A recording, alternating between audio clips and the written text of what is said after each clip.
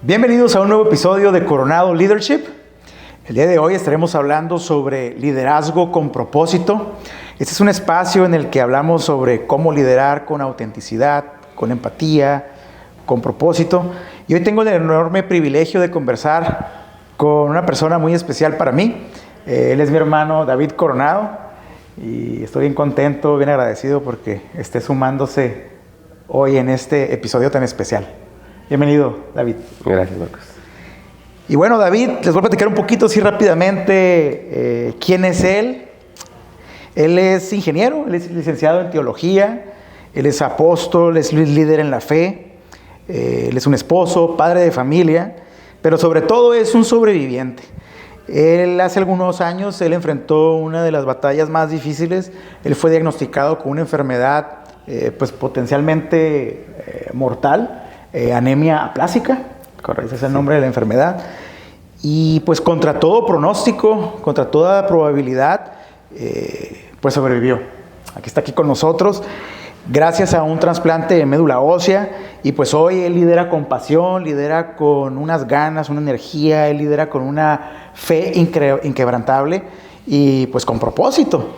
Entonces es un ejemplo de vida, es un ejemplo, una historia que inspira. Y pues el día de hoy yo no quería pasar esta oportunidad pues para que conocieran un poco más de su historia y cómo es, qué podemos aprender acerca de cómo liderar a través de la adversidad, ¿no? Y de las pruebas, ¿no? Entonces hoy hablaremos de eso, cómo conectar con tu propósito, cómo descubrir tu propósito y cómo liderar, sobre todo, con propósito, ¿no? Y quién mejor que David Coronado, que nos puede hablar un poquito acerca de esto y de su historia. Y pues bueno, vamos a hablar de esto. No se lo pierdan, compartan este mensaje si es de valor para ustedes y créanme que va a agregar mucho valor a sus vidas. Bueno, conociendo a David, ¿cómo te describirías hoy en día, David, después de todo lo que has vivido? Bueno, yo me describiría como un líder de construcción en construcción continua.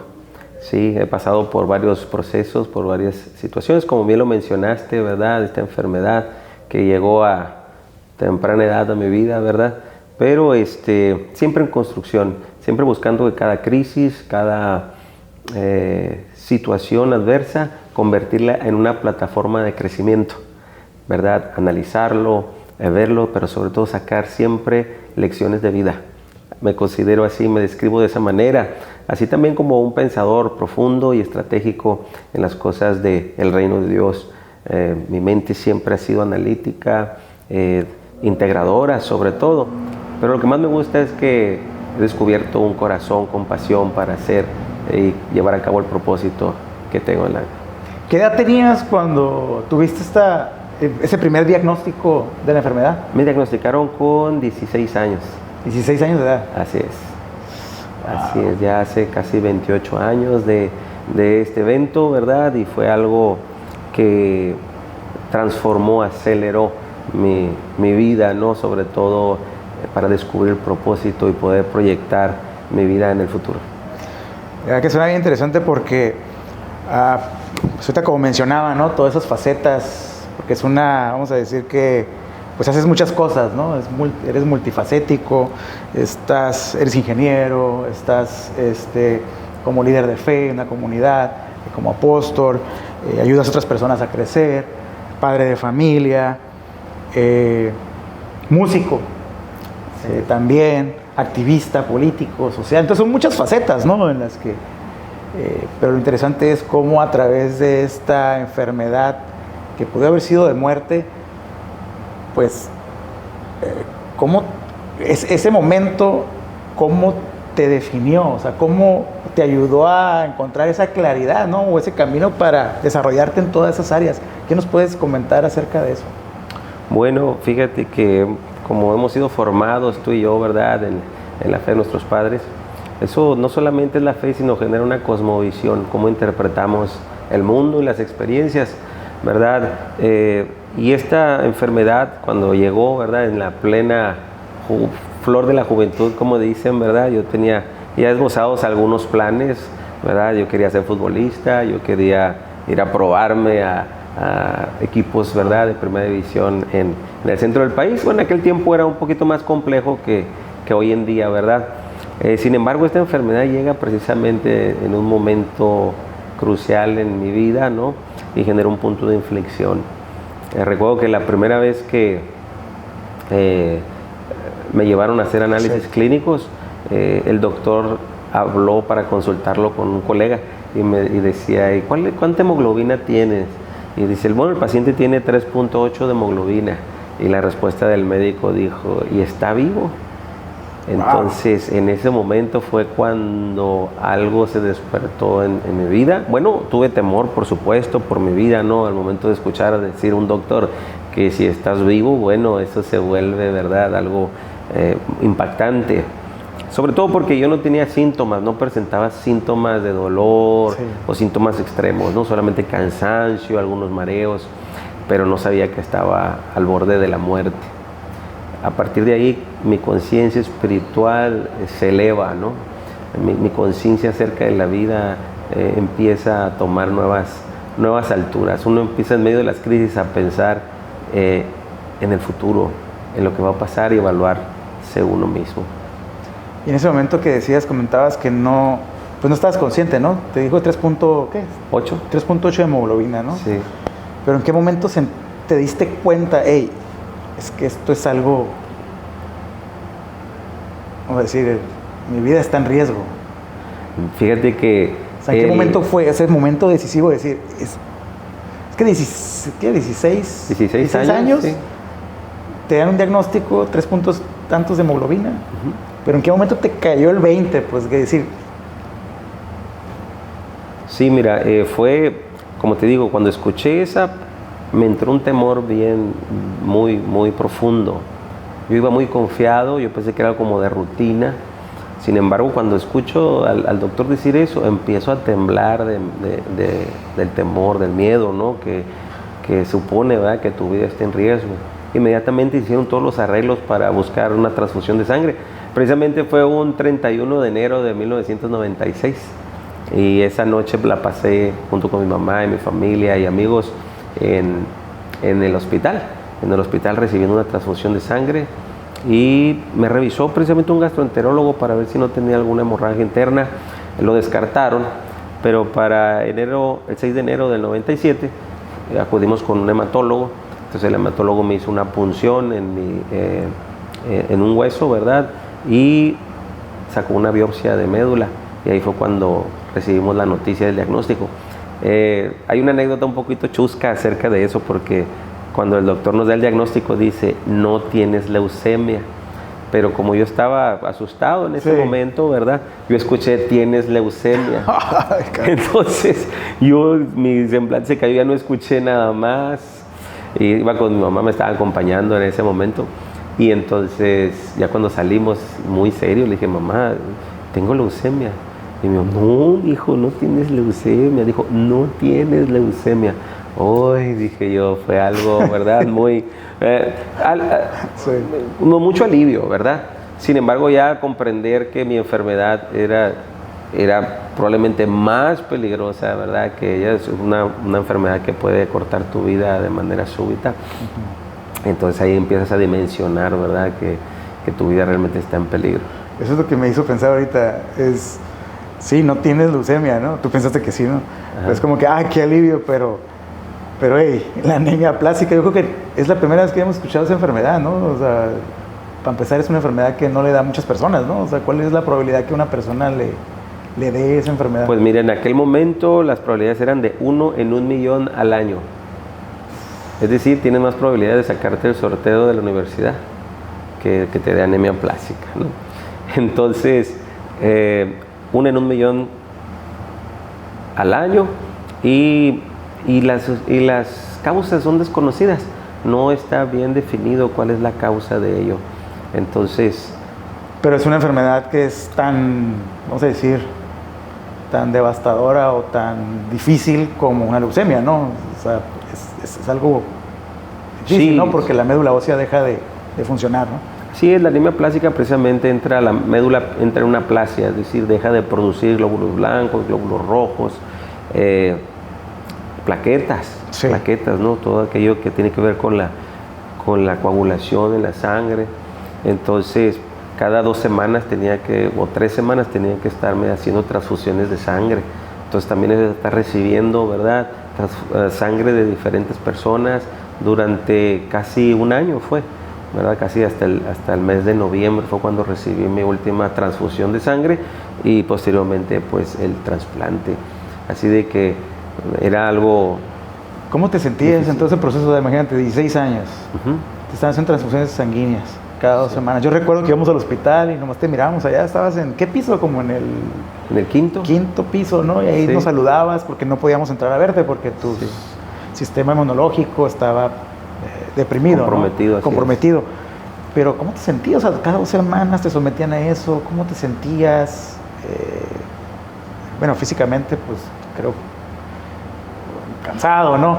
Pero espiritual, mental, emocional, ¿cómo era eso? O sea, 16 años y viviendo todo eso, dices, es algo Así complejo, es. complicado. Pues bueno, ahí tuvo mucho que ver la fe de nuestros padres, la oración, ¿verdad? La esperanza en que Dios podía hacer algo. Entonces, había algo que sucedía cada 15 días o cada 3 semanas, como bien lo mencionas, íbamos al laboratorio a sacarme una muestra de sangre y ver mis niveles de hemoglobina. Entonces yo iba con una esperanza de que ahora sí ya estoy curado, ya voy a salir mejor, ya mis plaquetas van a subir, mis glóbulos rojos, etcétera, etcétera.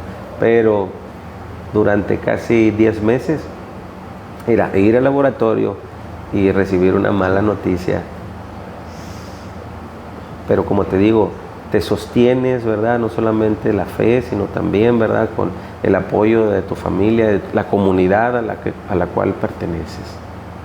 No, la verdad que es algo bien complicado, ¿no? Y en ese proceso, ¿cuál fue el momento más oscuro o más difícil que te tocó experimentar?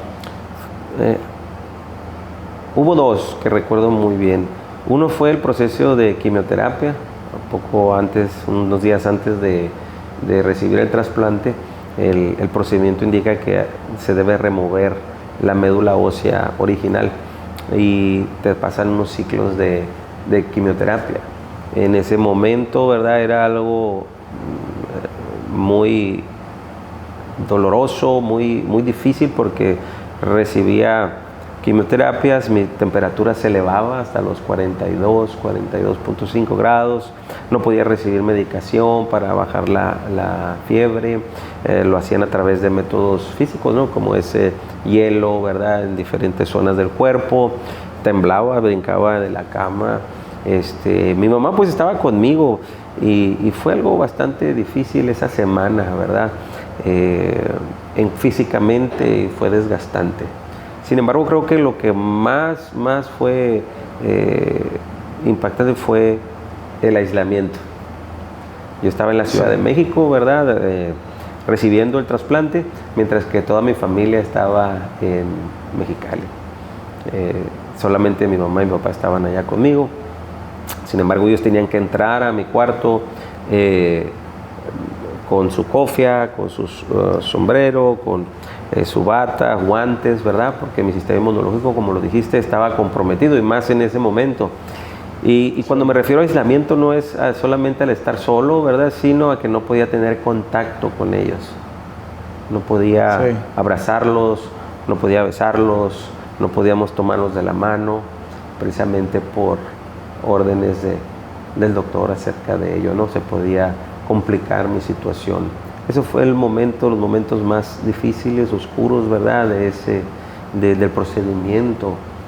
Sin embargo, el último día de la quimioterapia, ya seguíamos hacia el trasplante el día siguiente, mi mamá llega al cuarto y a mí, sin importarme nada, volteo con ella y la abrazo.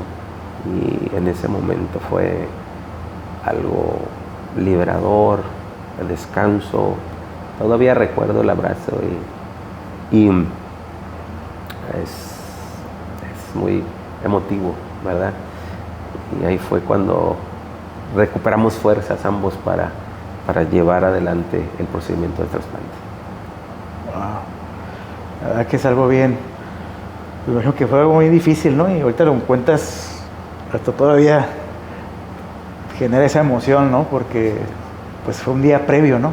Sí. Al trasplante, que no es pequeña cosa, o sea, estamos hablando de, yo podría, cuando estaba pensando, estaba ideando lo que era este episodio de podcast, pues yo pensaba en el nombre, ¿no? Uh-huh. Y decía, es que es una historia imposible, ¿no? Así es. Sabemos que para Dios no hay cosas imposibles, ¿no? Pero imposible por cómo se dio todo el proceso, ¿no? Así es. Y podemos decir que contra todas posibilidades o probabilidades, pues aquí estás. Y es un milagro, es algo, es un testimonio vivo, ¿no? Sí, déjame agregar porque, primero, el poder ir de Mexicali al Centro Médico Nacional La Raza era algo imposible, nunca había sucedido. Nunca se había enviado a una persona a recibir un trasplante de médula ósea. Fue la primera vez. Fue la primera vez, ¿verdad? Mi mamá y mi tía, ¿verdad?, trabajaban en el Seguro Social y bueno, se abrieron muchas puertas improbables, ¿verdad? Y pudimos recorrer este camino. También en cuanto a los donantes, ¿no? Te lo he platicado ya, bueno, es tema siempre de conversación, ¿verdad? La probabilidad de que tú tengas un donante 100% apto para un trasplante es de 1 en 200,000. Y bueno, ahí es uno de los primeros milagros que podemos ver, ¿no? Dos de mis hermanos, pues Isaac y tú, ¿verdad?, son compatibles conmigo, como dicen, 6 de 6 antígenos perfectos, ¿verdad? Y pues en esa ocasión, ¿verdad?, como escogí a Isaac porque era el mayor, ¿verdad?, entre los dos aspirantes a donación. Y fue algo bien, bien, bien impactante saber eso. Los doctores siempre estaban asombrados de lo que estaba sucediendo. También otra de las cosas que impactaron mucho mi vida fue un día previo al trasplante, el mismo día, pero por la noche. Mi hermano Isaac estaba en el tercer piso del Centro Médico Nacional La Raza. Son 10 pisos y yo estaba en el 9º, en la unidad de trasplantes. Y entonces Isaac lo estaban preparando en el tercero para extraer la médula. Pero por la noche yo estaba en mi cama, ya acostado, dormido, la luz apagada. Y yo no sé cómo lo hizo, ¿verdad? Pero se escapó 6 pisos y llegó a mi habitación. Y ahí nos abrazamos y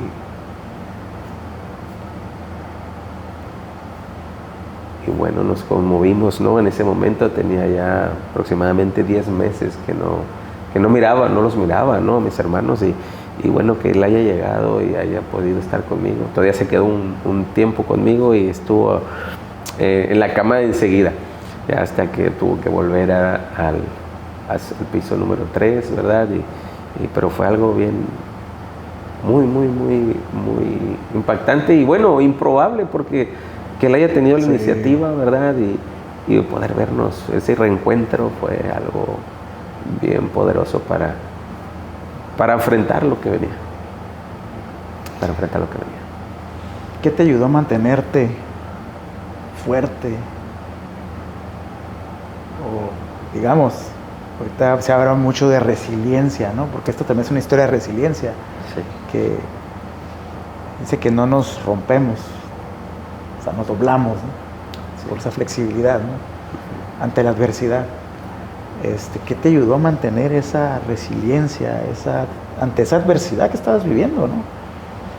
Me imagino que ahorita comentas cómo mi mamá llegó al cuarto un día antes, te abrazó, llega mi hermano Isaac también, pero ¿qué otras cosas también ahí podrías poner en la ecuación, ¿no?, para que te ayudaron a mantenerte? Porque digo, un año de proceso, de transferencias, con esa expectativa de que salir bien, salías mal, de que yo recuerdo que también a veces las transfusiones sanguíneas te ocasionaban efectos secundarios y muchísimas cosas, ¿no? Pero ¿qué son esos elementos para gente que los está viendo y que a lo mejor están viviendo una situación similar? Puede ser una enfermedad, puede ser una crisis, puede ser algún problema, una enfermedad potencialmente mortal. O sea, sabes que estos son los elementos que a mí me ayudaron y estoy seguro que a ti te van a ayudar para que tú puedas salir. Sí, fíjate o aumentar tus probabilidades, digo, porque también hay elementos que están fuera de nuestro control, ¿no? Claro. Pero, ¿qué podría hacer eso? Fíjate que unos días antes del trasplante te envían un psicólogo para saber si psicológicamente y emocionalmente estás listo para el trasplante, porque la medicina reconoce que el estado emocional del individuo es muy importante para su recuperación, para su sanidad, ¿no? Entonces, el psicólogo precisamente compartía nuestra fe y cuando nos vio dijo, estás listo, ¿verdad? La conexión espiritual hoy es súper importante en la vida, sobre todo cuando estamos en crisis, porque cuando estamos en crisis regularmente son situaciones donde no tenemos el control y es cuando se despierta la eternidad, la espiritualidad en la vida de los seres humanos. Eso es primordial, esa fue la base, ¿verdad? De cómo poder resistir, porque ese despertar espiritual, esa conexión con Dios, le da sentido, esa cosmovisión de Dios en tu vida, le da sentido al dolor, le da sentido al sufrimiento, le da sentido a la crisis.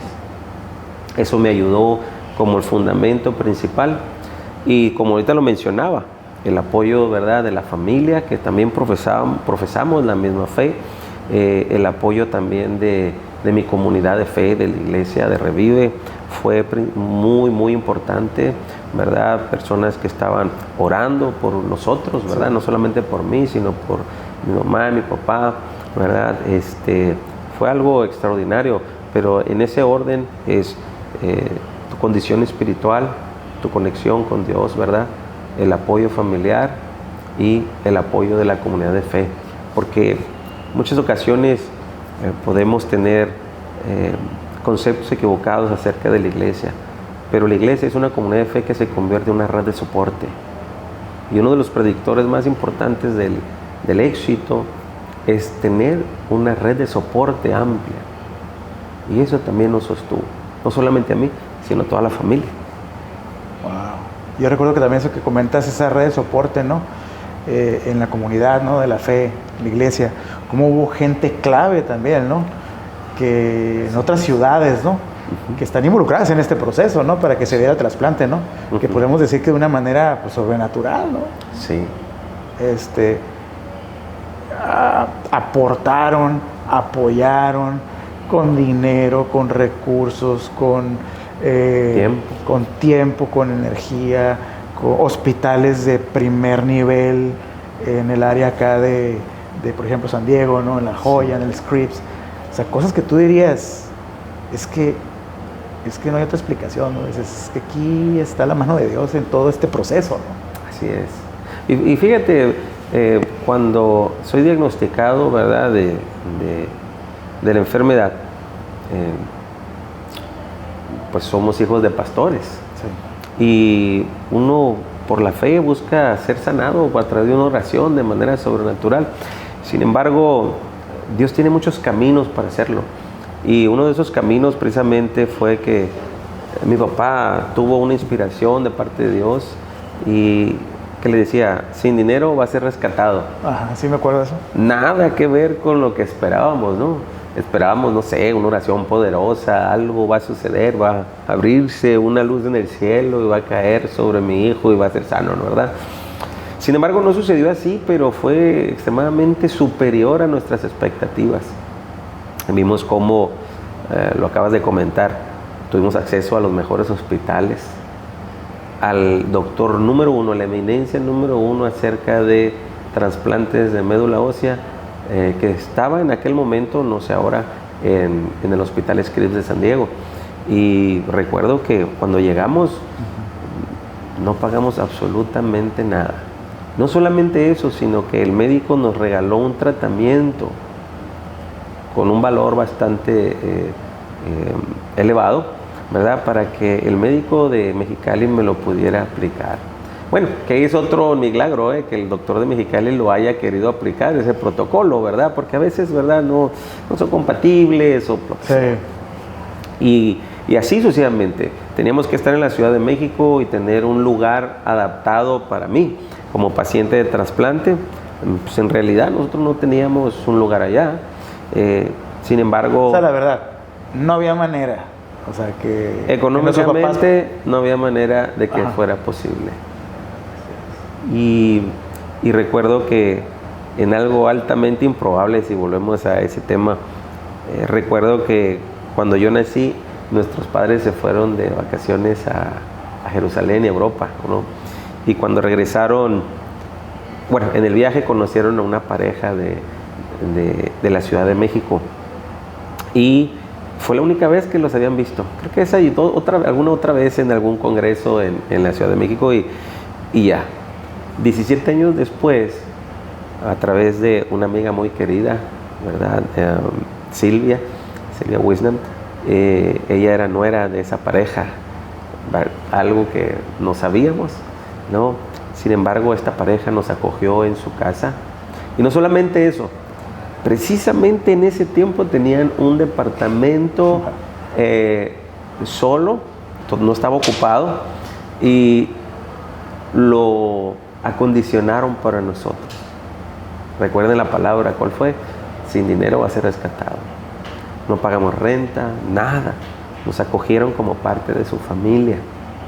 Y recuerdo que cada cierto tiempo llegaban a casa para pagar luz, agua, teléfono, comida. Fue algo extraordinario y pudimos construir una amistad muy poderosa. Estamos siempre agradecidos con ellos, con Dios primeramente, pero también porque Dios utiliza personas especiales y claves con Nacho y con Sixta Hernández. Es que está interesante ver todo vamos a decir, todo el contexto, ¿no?, en el que se dio el proceso, ¿no? Así es. De la enfermedad, del trasplante. Y es que sí, uno, por eso decir, es una historia imposible, ¿no? Improbable, ¿no? Hasta cierto punto, ¿no? Pero que cómo se fueron entretejiendo y conectando, ¿no? Las personas adecuadas, con los recursos adecuados en el momento específico, ¿no? Para cubrir las necesidades pues necesarias, requeridas, ¿no? En ese tiempo, ¿no? Así es. Entonces te quedas como que todo converja. Sí. Ese es el milagro, ¿no? Sí. Pero luego el siguiente milagro es el día del trasplante. Sí. ¿Qué puedes decir al respecto de eso? O sea, hablamos al día, ¿cómo estabas? ¿Qué pasó antes? ¿Diagnóstico? Sí. Todo lo que fue necesario para llevarte, lo que pasaste, lo que tuviste que vivir, sobrevivir, hasta el día anterior al trasplante. Pero ¿qué me cuentas del día del trasplante? Vamos a decir, ya está todo listo. Estás en el lugar, tienes a los especialistas, tienes al donante, porque puedes tener todo, pero no tener al donante. ¿Cuántas personas están en esa situación que están esperando un donante y no lo encuentran o no llega? Sí. Entonces tú ya tenías al donante, pero ahora viene el siguiente paso, que es el proceso ya del trasplante de médula ósea. Sí. ¿Qué puedes decir al respecto? O sea, porque ahorita lo platicamos, sí, te sientas, te hacen el trasplante y ya te vas a tu casa, ¿no? No sé si lo llegaste a pensar así, ¿no? Sí. Pero podría parecer muy fácil porque ya estás aquí. Y ya pasaron más de 20 años, ¿no? 27. 27 años, casi 30 años. Sí. Pero ¿cómo fue eso? O sea, ya el día del trasplante, ¿qué tan complicado fue? ¿Cómo te sentías? ¿Cómo estaba la expectativa? Fíjate, voy a poner en términos sencillos con una pequeña historia. Previo al trasplante, la jefa de enfermeras de la unidad de trasplante, una mujer muy preparada, fue con mi mamá. Esto yo no lo sabía, mi mamá me lo contó ya tiempo después. Ella me dijo, mi madre, ¿sabes? La enfermera vino y me dijo, señora, usted no sabe en lo que se está metiendo. Si usted tiene oportunidad de llevárselo, lléveselo ahora. Entonces, ya estábamos allí, ya habíamos pasado lo más difícil, pero esto nos ayuda a dimensionar el tamaño de crisis, ¿verdad? Sin embargo, decidimos pues seguir adelante, ¿verdad? Confiando en Dios, ¿verdad? sabiendo el respaldo que teníamos, ¿verdad? No solamente de Dios, sino de la familia y de nuestra comunidad de fe. Así que el día de trasplante no es muy especial en el procedimiento. En realidad, ¿verdad? Es como una transfusión, solamente que en lugar de pasarte sangre es médula ósea. Y es tan increíble porque una vez que te pasan la médula ósea, es bombeada el corazón la bombea y va y se acomoda al lugar donde tiene que acomodarse. Sí, es increíble, y a partir de ahí empieza el proceso de injertación, ¿no? Yo recuerdo que las enfermeras nos habían estado alertando constantemente de que el primer día era el crítico. El primer día te puede dar un paro cardíaco, el primer día te puedes empezar con reacciones, ¿verdad?, adversas, terribles, como tu sistema inmunológico está comprometido y estás recibiendo es como un tejido, la sangre, o sea, aún en la sangre tienes que hacer pruebas de compatibilidad. Entonces, pues puedes morir, ¿no? Pasó el primer día y no me pasó nada. Entonces las enfermeras empezaron a decirme, pero el segundo día ese es el más difícil. Pasó el segundo día y nada. El tercer día, y pues no pasaba nada. El número 9, y así pasaron los días hasta que el médico llegó a mi cuarto y me dijo, David, tú viniste de vacaciones. No tuve absolutamente ninguna reacción, y para mi trasplante fue el 6 de noviembre, para el 13 de noviembre mi trasplante ya estaba injertado, ya estaba produciendo sangre nueva, pero algo muy peculiar, el tipo de sangre de mi hermano es A positivo. Ajá. Y el mío era O positivo, y cuando el trasplante, dicen, pega, mi tipo de sangre cambió, ahora soy A positivo como mi hermano, ¿verdad? Entonces esa fue una señal clave para saber que el trasplante iba por buen camino. Ahorita ya se platica como una manera más fácil, ¿no? Pero toda la complejidad interior, ¿no? O sea, en los procesos del cuerpo para que eso fuera posible y que fuera un trasplante exitoso, ¿no? Así es. De hecho, los doctores me tienen catalogado como un caso excepcional y un caso de estudio, ¿verdad? Mucho tiempo después estuvieron revisando mi caso, ¿no? Y porque no tuve absolutamente ninguna reacción, y además empezamos 14 personas en protocolo de trasplante. Wow. y solamente yo quedo vivo. Entonces, ¿de 14 personas? Así es. Solamente tú sobreviviste. Así es. ¿Cómo te hace sentir eso? ¿Cuándo supiste eso? Eso lo íbamos sabiendo de manera paulatina. Cada vez que regresamos, bueno, se hace una comunidad muy, muy bonita, porque en el sentido de que pues te apoyas con los diferentes pacientes, ¿no? Compañeros de cama, etcétera, etcétera.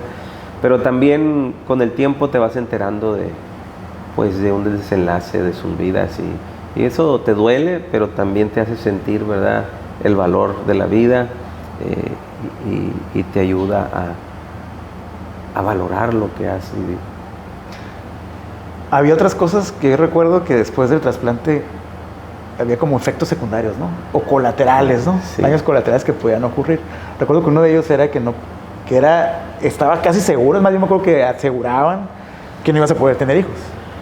Sí, así es, fíjate que... ¿Cómo te hizo sentir eso la primera vez que te escuchaste eso? ¿Y fue verdad eso? Mira, fíjate que esa pregunta fue esa declaración de parte de los médicos, de la trabajadora social, fue algo que trajo un despertar en mi vida. Porque como joven no podía... No proyectamos nuestra vida a futuro. Sin embargo, cuando me da la noticia que por el protocolo de quimioterapia yo no iba a poder tener hijos, entonces yo empiezo a llorar, pero yo no sabía por qué, pero yo empiezo a llorar. Para ese tiempo, pues yo ya conocía a quien hoy es mi esposa, a Cristi, y recuerdo que en ese momento las lágrimas empezaron a correr por mi rostro, pero sin estar plenamente consciente de lo que estaba sucediendo. No solamente me dieron la noticia, tú no vas a poder tener hijos. Y bueno, fue algo difícil de asimilar. Sí.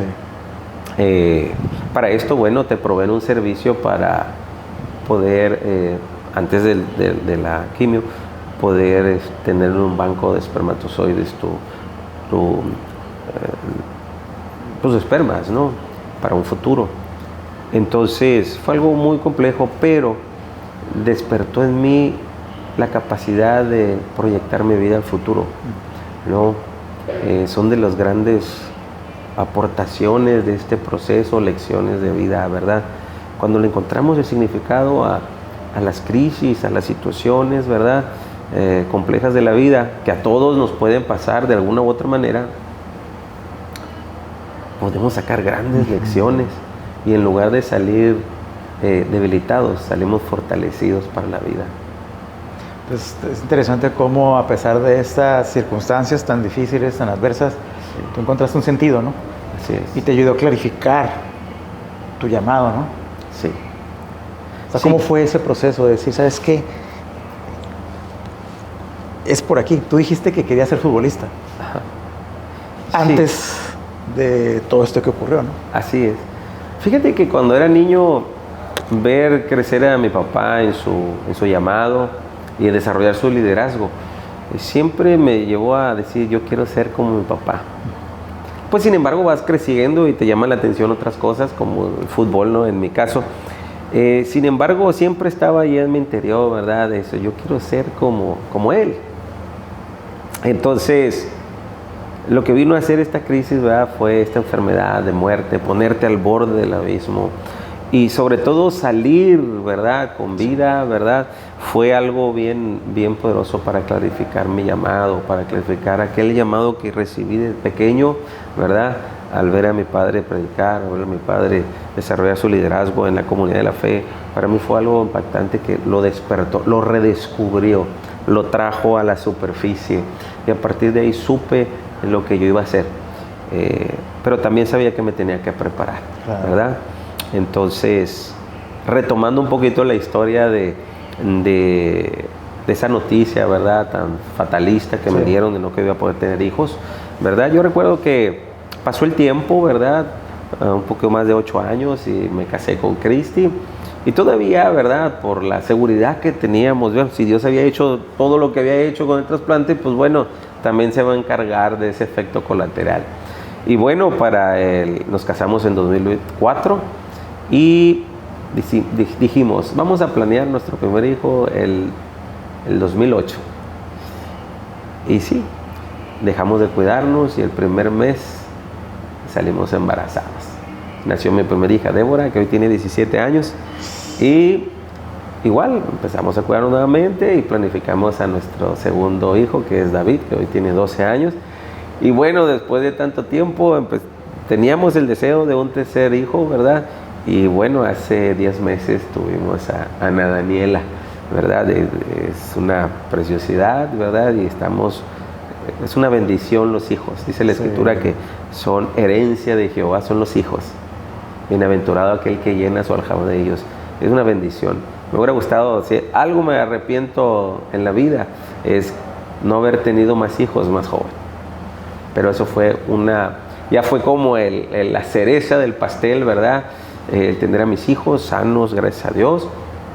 Y bueno, eso fue algo que también selló mi llamado, ¿verdad? Le dio claridad a mi llamado y a cumplir ese propósito por el cual Dios me hizo. Ahorita que hablas del llamado, esa claridad y cumplir ese propósito, ¿no? Ajá. Dios puso en ti.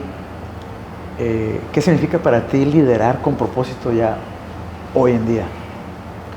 Liderar con propósito. Bueno, vengo un poquito preparado para esa pregunta, ¿verdad? Porque la verdad que el liderar con propósito es algo que siempre tenemos que tener en consideración, que siempre saber el por qué, ¿verdad? El por qué le da sentido a todo lo que hacemos. Y el liderar con propósito significa que todas nuestras acciones estén dirigidas con una intención, con una causa, dentro de lo que hacemos en la vida. Y nos encontramos, ¿verdad?, en una sociedad donde se vive de manera automática, programada por redes sociales, programada por medios de comunicación, programado por la educación pública o privada, sin embargo, sin propósito. Y eso es lo que le da sentido a nuestras acciones. Sí, liderar con propósito significa siempre saber por qué lo haces y para quiénes lo haces. Eso ha sido una guía de liderazgo siempre en mi vida. Eso es bien importante, ¿no? Para pues ser intencional, ¿no? Estar actuando, pensando, teniendo alineadas nuestras creencias, acciones, pensamientos a ese porqué, ¿no? Así es. Y sobre todo que le da coherencia al liderazgo. ¿Sí?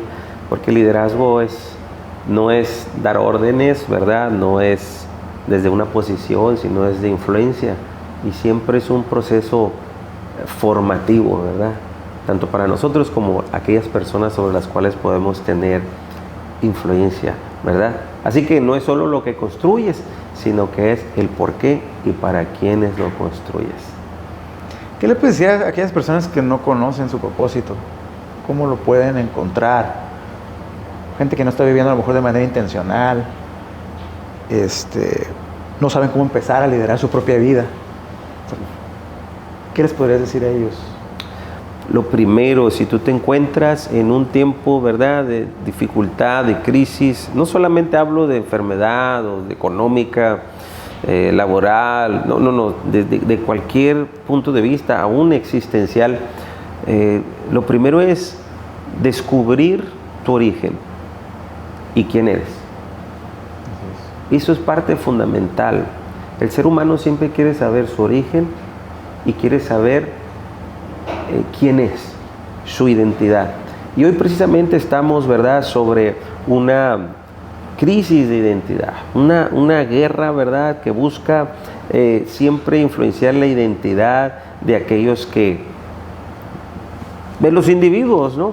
Hay una guerra de identidad. Entonces lo primero es descubrir mi origen. Y es tan poderoso porque no eres producto de un accidente biológico, no eres un accidente, ¿verdad?, sino que fuiste diseñado.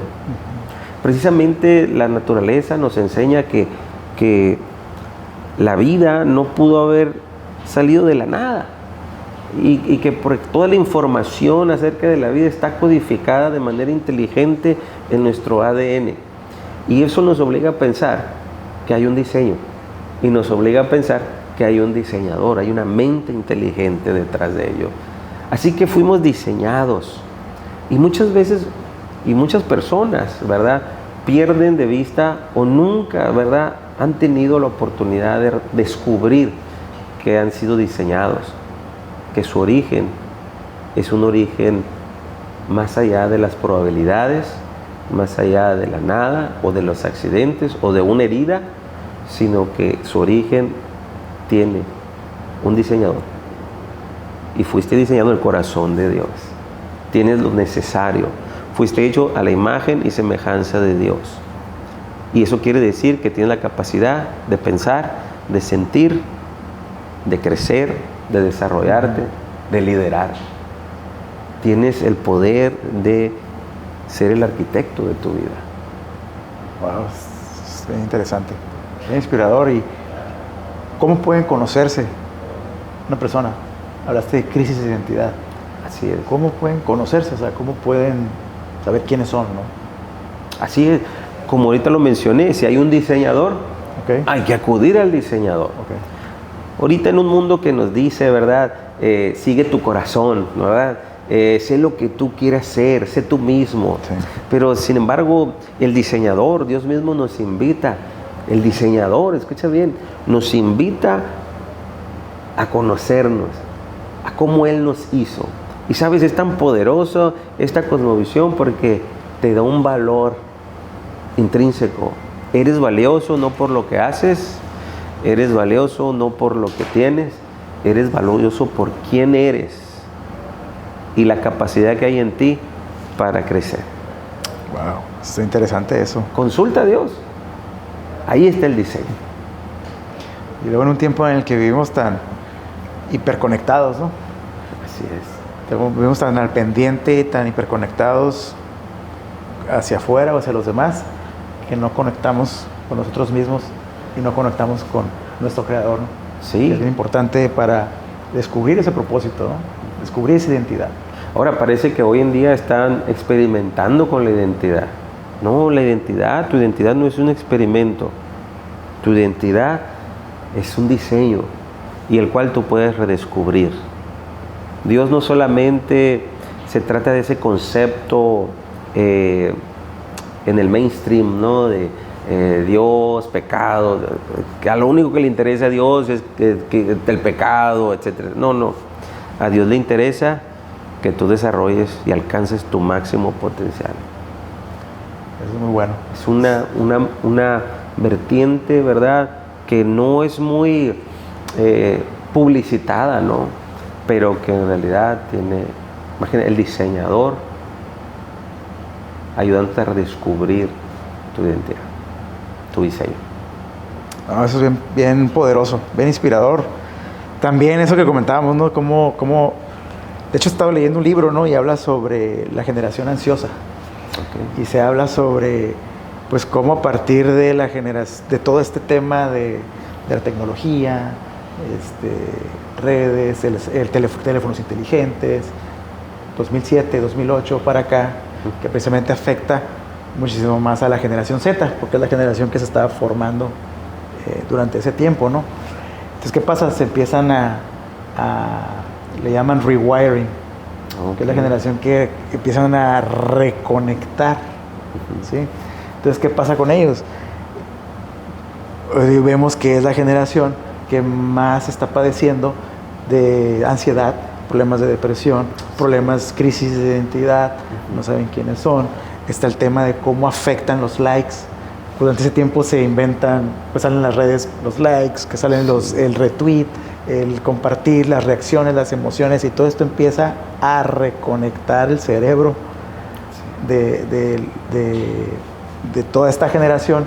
Afecta a todas las generaciones, por supuesto, ¿no? Pero esta generación que se está formando, que está creciendo ya con la tecnología, pues empieza a afectar de gran manera, ¿no? Con todos estos temas de salud mental, o ya enfermedades también, mentales, ¿no? Entonces, vale la pena mencionarlo porque también dice que a las mujeres son a quienes más les afecta todavía el tema en las redes. Afecta por igual, ¿no? Sí. Pero que afecta todavía mucho más. ¿Por qué? Por todo este tema de lo que busca, la comparación, la validación que se busca, la gratificación instantánea. Son muchas cosas, ¿no? Ahorita no me estoy comentando así de manera general.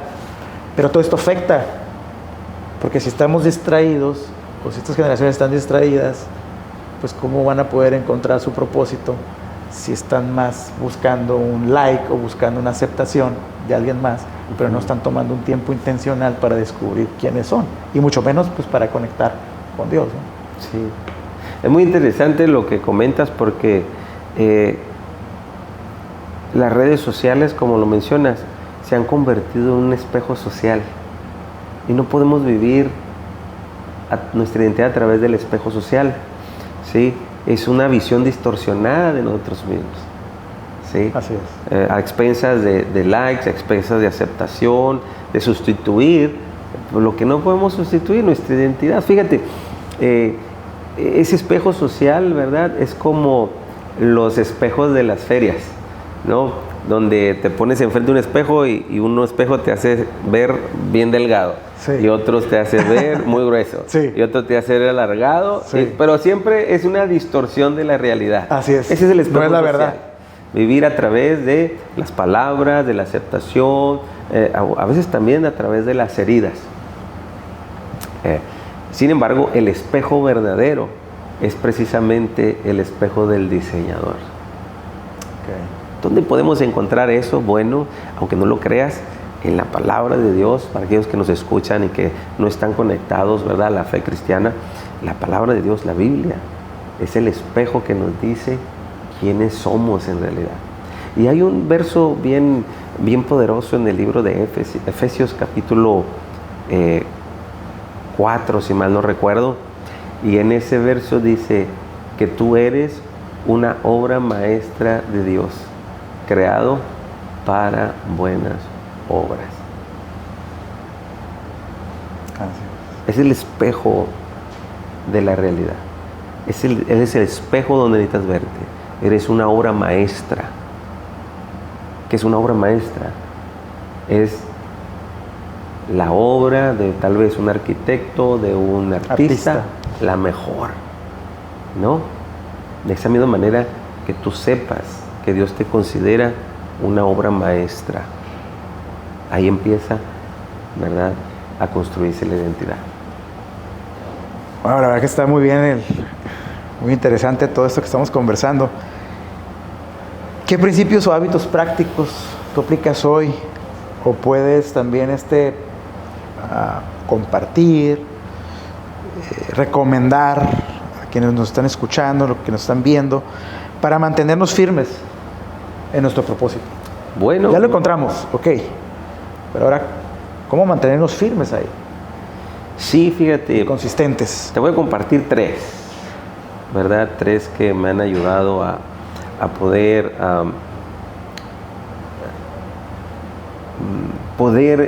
mantenerme firme en mi llamado y en mi propósito. Y uno de ellos es que la adversidad es parte de la vida. Es un principio. Es un hábito de pensar, ¿no? No solamente es el hábito, una acción concreta, sino el pensar. La adversidad es parte de la vida. Cuando comprendí que la adversidad es parte de la vida, que no es un castigo, que la vida no es injusta, que la vida ha sido diseñada de una manera a la que todo nos puede pasar. Así como a mí me sucedió, ¿verdad? En aquel momento, sí, nos puede suceder. Pero liderar, ¿verdad?, no significa evitar el dolor, sino significa poder enfrentarlo con sentido. Entonces, hacer ese hábito. Bueno, yo esperaba que me dijera leer muchos libros, ¿verdad? Tal vez, o están esperando que yo diga alguna otra cosa, una acción clave, ¿no? Sin embargo, el poder ser conscientes frente a la crisis, es decir, es una oportunidad. ¿Va a ser doloroso? Sí. Sí. ¿Va a ser difícil? Sí. Pero tiene sentido. Lo voy a convertir en una plataforma de crecimiento, ¿verdad? Y esta adversidad no es anormal, sino que es normal. Sí. Y sería muy inmaduro pensar que no vamos a tener adversidad o dolor en el camino, el cual pues no es una desviación, no es un desvío del camino, sino que es parte del proceso. Sí. También otra de las cosas, ¿verdad?, que medito es que la adversidad revela el liderazgo. Recuerdo hace un par de años, ¿verdad?, que nuestro padre falleció, uno de los momentos también cruciales y que han formado nuestras vidas. Me di cuenta que en ese momento era el momento de dar un paso adelante y liderar. Y sucedió, tuve la oportunidad, ¿verdad?, de oficiar los servicios fúnebres de mi papá, ¿verdad?, el compartir un mensaje a un lado del féretro con el cuerpo de mi padre fue algo, yo creo que una de las cosas más complejas de mi vida. Sí. Sin embargo, ¿verdad?, me quedo con una palabra que me dijo mi hermano Isaac. Me dijo, no había otro que pudiera haber hecho mejor esto. Y fue algo que atesoro en mi corazón y que hoy en día es un aliciente, es un ánimo que en cualquier situación difícil yo puedo liderar. Y es importante. Y la adversidad, ¿verdad?, va a revelar el líder que eres. Que no eres un líder de eventos, sino un líder de fundamento. Está dentro de ti. Y por último, entender que la adversidad es una plataforma de crecimiento acelerado. Claro, no tenemos que esperar, ¿verdad?, la adversidad para crecer, pero sí acelera, te pone alerta, ¿no? Te empiezas a desarrollar habilidades, pensamientos, ¿verdad? Procesar cosas de manera muy rápida. Y eso, ¿verdad?, es debemos de tomarlo como una oportunidad, ¿no? Una oportunidad. Dios te diseñó, Dios nos diseñó para crecer y vencer las adversidades. Tenemos lo necesario, tienes lo necesario. Eres más grande que los problemas que tengas. Sin embargo, el conectar con esa verdad a veces es complejo porque no lo estamos pensando todo el tiempo. No estamos conectando con esas verdades que Dios nos ha dado, ¿verdad? A través de la Escritura y, ¿verdad?, de la revelación de la palabra de Dios. Así que es un desarrollo rápido. Vuelvo a lo mismo, no es fácil. No estoy diciendo de ninguna manera que es fácil. Como dices, ya se oye fácil después de que pasaste la prueba, ¿no? Pero sin embargo, estos 3 pensamientos, estas son tus herramientas. Porque recuerda que nuestra realidad se construye a través de nuestros pensamientos. Así es. Muchas gracias, David. Gracias por abrirnos tu corazón, por mostrarnos que a pesar de la adversidad podemos crecer, podemos encontrar sentido y podemos descubrir nuestro propósito. Entonces, muchas gracias por estar aquí con nosotros, compartiendo desde el corazón. Estoy seguro que algún pensamiento, alguna idea o todo lo que comentaste puede marcar la diferencia en la vida de alguien más. Quienes nos están sintonizando, quienes nos están escuchando. Se trata de vivir con propósito, de liderar con propósito. Me queda claro que tu historia es una historia de resiliencia e inspira. A mí me inspira a todas las personas que nos están escuchando a que a lo mejor ellos no están al borde de la muerte, pero están viviendo otro tipo de adversidades, otro tipo de complejidades, de oportunidades, problemas u oportunidades, ¿no? Como quieran verlo. Pero que aún a pesar de esas cosas tan difíciles que están ocurriendo, pueden encontrar sentido y pueden crecer a pesar de esos problemas, ¿no? A pesar de esa adversidad, ¿no? Así. Entonces, pues muchas gracias por aportar pues toda historia, datos, información que pues nos pueden ayudar a cultivar nuestras vidas, ¿no? Y pues ver esas oportunidades, ¿no? Como comentas, ¿no? Esa plataforma de crecimiento, ¿no? Que si está la crisis, pues claro que es difícil, ¿no? En el momento uno quiere salir lo más pronto posible, ¿no? Que nos den acá una pastilla y vámonos, algo rápido. Pero pues hay cosas que definitivamente pues van a tomar tiempo, ¿no? Entonces, pero con esa cosmovisión pues nos enfocamos a qué podemos sacar de aquí para darle un sentido y que nos impulse a crecer, a mejorar, a desarrollar ese potencial que Dios ha puesto en nuestras vidas, ¿no? Y bueno, para los que nos escuchan, pues a lo mejor estás pasando por un momento difícil y si te sientes sin rumbo o simplemente pues necesitas volver a conectar con tu propósito, yo te invito, toma tiempo, toma esta información, toma esta historia y ve qué puedes llevar a cabo, ¿no? Para reconectar, para descubrir, vivir de manera intencional, y puedas vencer a través de la adversidad. Eso es muy, muy importante y que puedas liderar con propósito. Bueno, les damos las gracias por acompañarnos en este nuevo episodio de Coronado Leadership, liderando con propósito. ¿Hay alguna idea que quisieras agregar antes de finalizar? Sí, recuerden, no estamos hechos para sobrevivir. Sobrevivimos las crisis, pero salimos enriquecidos para que esas lecciones queden como el legado para las siguientes generaciones. Muchas gracias. Pues muchas gracias por sintonizarnos. Si esto fue de valor para tu vida, comparte con tus amigos, con tus contactos este nuevo episodio de Coronado Leadership. Síguenos y nos vemos a la próxima.